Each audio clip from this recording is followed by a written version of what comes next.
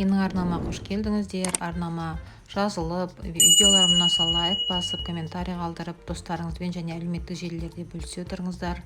Бүгін мен сіздермен осындай сәбіз тортының рецептісімен бөліскім келеді. Өзім жасайтын рецепті, клиенттеріме көп ұнайтын, көп адамдар алатын осындай рецептімен сіздермен бөліскім келеді. Дәмі ерекше нәзік шығатын сондай керемет торт сіздер де жасап көріңіздер. Ол үшін ең алдымен 3 жұмыртқаны алып,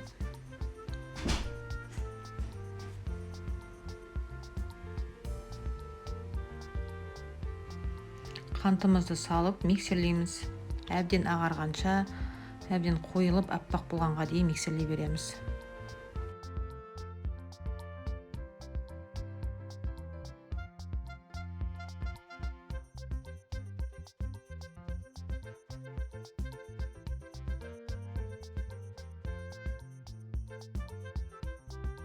Секеріміз миксерленіп жатқан кезде мен сәбізімді ашып, оны күштің ұсақ көзінен өткізіп дайындап қойдым. Міне енді мен қазір жұмыртқама осы сәбізімді салатын боламын. Сәбіз 300 грамм болу керек, әбден өлшенгеннен кейін, және бір апельсиннің сыртқы цедрасын ұсақ күштен өткізіп саламын, және де грек жаңғағын. Мен мына жерде грек жаңғағын аздап салдым, себебі балаларым көп ұнатпайтын болған соң, сіздер мен описанияда қалдырған көлемде салсаңыздар өте дәмді болады. Және тағы да бір миксерлеп араластырып жібереміз осы массамызды. Біркелкі массаға айналғаннан кейін тоқтатып, ұнымызды саламыз. Және тағы да бір миксерлеп аламыз.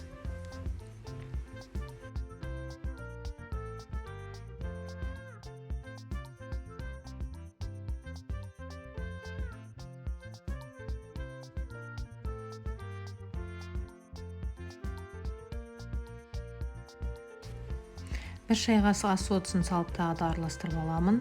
Және осыдан кейін уксусты да бір шай қасық құйып араластырамын. Осы жерде кішкене химиялық реакция жүріп, тестім кішкене көтеріліңкірейді.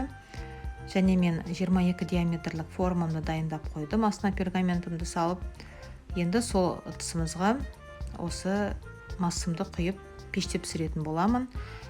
Пешті без конвекции, верх-внизбен, яғни асты-үстімен 160 градуста 20 минуттай пісірдім.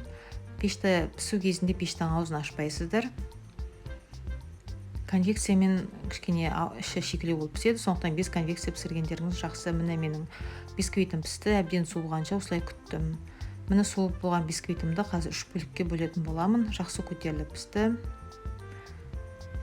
Жұқа 3 бөлікке бөліп шығамын қазір. Міне арасын көріп тұрсыздар, апельсиннің коркылары бәрі көрініп тұр, әдемі шықты. Осылай 3-ке бөліп аламын бисквитімді. Енді қазір кремімді дайындаймын.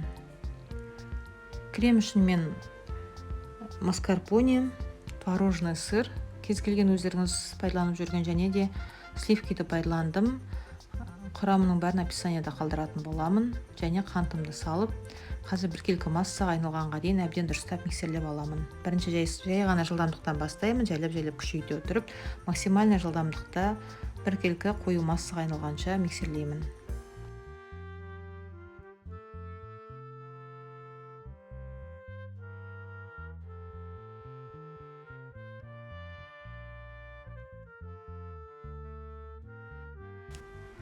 Шыққан кремді мен өлшеп алдым. Және де қазір 3-ке теңдей қылып бөліп, осы корждарым жинайтын боламын. Мен кольца кигіздім бисквиттің үстінен бірдей тегіс шығу үшін. Және қазір кремді өлшеп, менде арасына 300 граммнан крем келді. Соны 300 граммды өлшеп салып, бисквитімді жинаймын.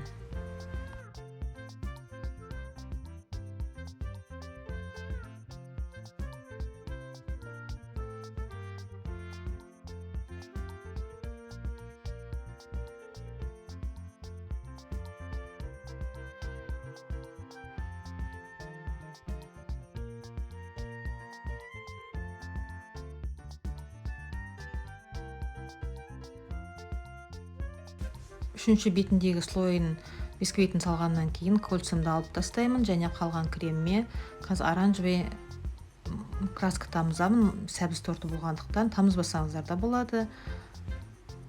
Енді осы бір ғана тамшы жеткілікті, осыны жақсылап тұрып араластырып аламын кремді. Және мен кондитерлік мешогіме кигізіп, қазір тортымның бетін жасайтын боламын.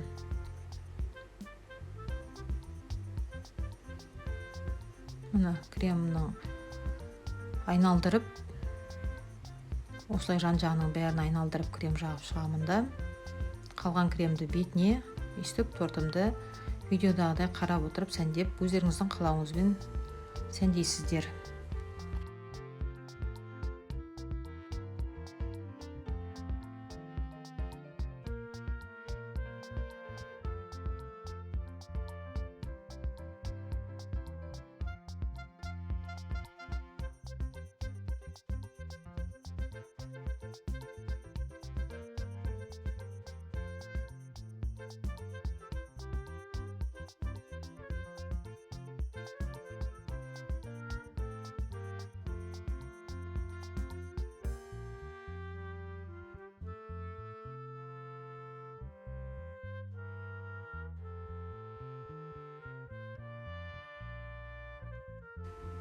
Тортымды тегістеп бәрін жағып шықтым. Тортым дайын.